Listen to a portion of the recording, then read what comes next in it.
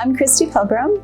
I work for the USDA U.S. Forest Service's Rocky Mountain Research Station, and I am the Laboratory Supervisor for our National Genomics Center for Wildlife and Fish Conservation, located here in Missoula, Montana.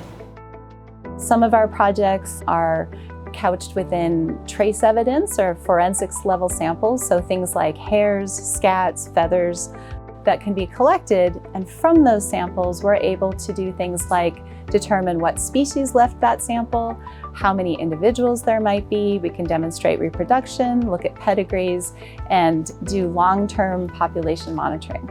Much of our data is used for active management. We work with different cryptic species as well as non-invasive samples to try to provide the best information to get a handle on species distributions.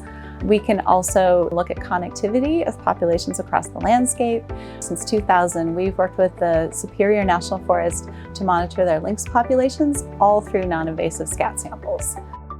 Another project that I'm really excited about is we're working with our Forest Service, state and Fish and Wildlife and BLM partners in the state of Nevada to determine what species of these teeny tiny little spring snails are present on the landscape. And this data really helps inform for management because some of these species are proposed for listing and they're hard to tell apart just looking at them. So we can use genetic data to help inform that for management.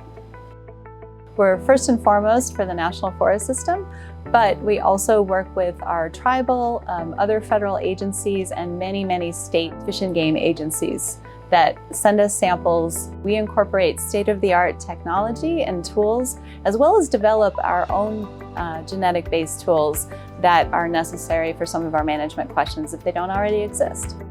Some of these data really are critical for various forests that have focal species they're trying to manage for their forest plans. One of the species that we've been involved working on for over a decade is mountain lions. For example, we work with the state agencies in Nebraska using non-invasive scat samples, but we also help landowners there when there is a depredation event on livestock, and we are sent trace evidence and swabs that are taken from those types of kills to help determine what predator took those animals.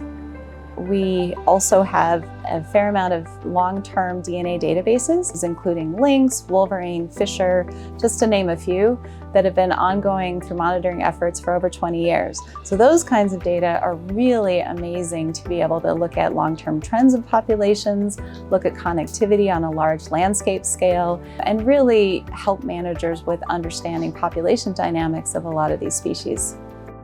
Some of what I enjoy most really is our team. I've had the great privilege since the late 90s of working with amazing people, both in our wildlife program as well as our National Genomics Center.